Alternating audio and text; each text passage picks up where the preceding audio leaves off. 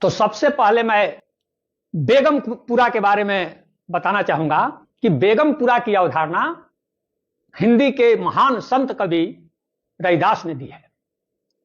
ये बेगमपुरा क्या है? उन्होंने पूरा एक पद लिखा है बेगमपुरा शहर पर। क्या लिखा है?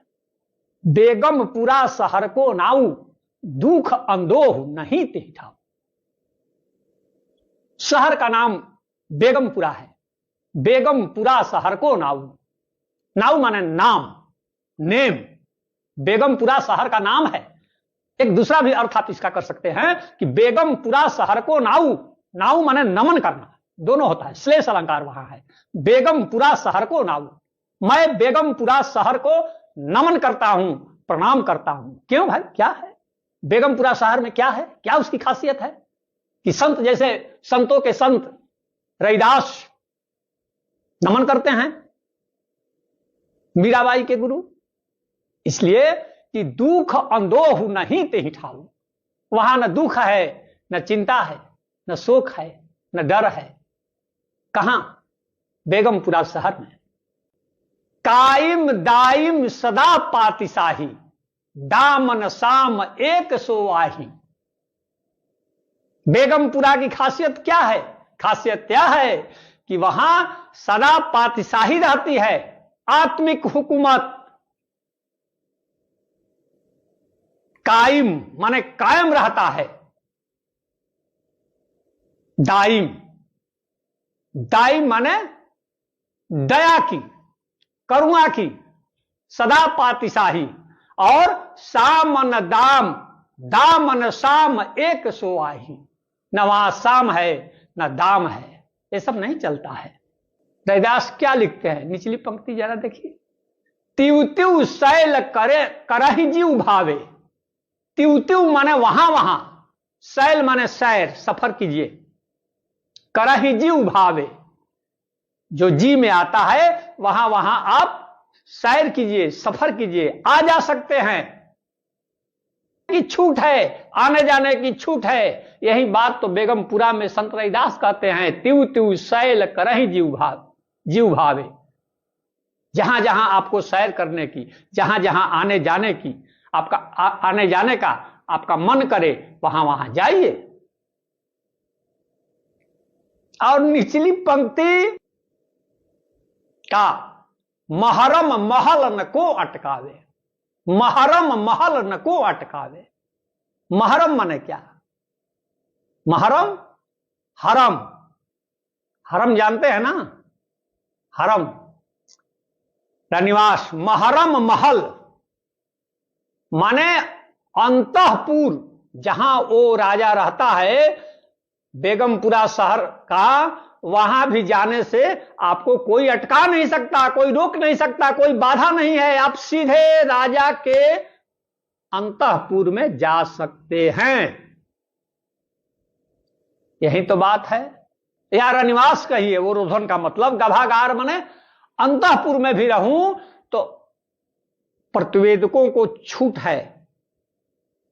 मैं सो रहा हूं तो भी आने की छूट है। जनता का जो दुख है उसे बताने की छूट है। यही बात तो है बेगमपुरा में। महरम महल न को अटकावे। तो यह है बेगमपुरा, जिस पर ये गेल ओमोएट ने 2009 ईस्वी में एक किताब लिखी है, सीकिंग बेगमपुरा, बेगमपुरा की खोज। वही बेगमपुरा जिसकी परिकल्पना, जिसकी संकल्पना संत रैदास करते हैं। इसी नाम से तो वो गाड़ी है बनारस वाली, याद है, बेगमपुरा एक्सप्रेस। खैर, बेगमपुरा के बाद मैं अमरदेशवा पर आता हूं। अमरदेशवा की संकल्पना कबीर ने की है। और कबीर का अमरदेशवा कैसा था? वो भी बेगमपुरा से मिलता जुलता है। जहां से आयो अमर वह देशवा, कबीर कहते हैं। अमरदेशवा कैसा है? वहां वर्ण व्यवस्था नहीं होगी, जाति पाति नहीं होगी, असमानता नहीं होगी, सभी समान होंगे। बाभन छत्री न शूद्र बैसवा, मुगल पठान नहीं सैयद से खवा। वहां न ब्राह्मण होंगे, न क्षत्रिय होंगे, न शूद्र होंगे, न वैश्य होंगे, न मुगल होंगे, न पठान होंगे, न सैयद होंगे, न शेख होंगे, कोई नहीं होगा। न हिंदू होगा, न मुसलमान होगा, न वर्ण व्यवस्था होगी, न जाति व्यवस्था होगी।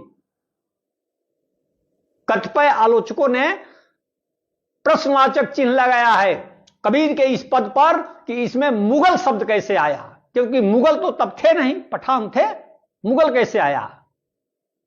नहीं, मुगल आ सकता है, मुगल राज नहीं आया, लेकिन मुगल से भारत वाकिफ नहीं था, ऐसा नहीं कहा जा सकता है।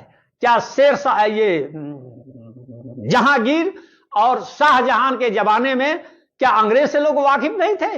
अंग्रेजी राज भले आया पलासी युद्ध के बाद, बक्सर युद्ध के बाद, वो अलग बात है, लेकिन उसके पहले तो जनता वाकिफ थी, यहां के राजा तक वाकिफ थे। मुगलों से कबीर वाकिफ थे, मुगल राज नहीं आया था, यह अलग बात है। यह इसलिए इस पर प्रश्न चिन्ह उठाना व्यर्थ है।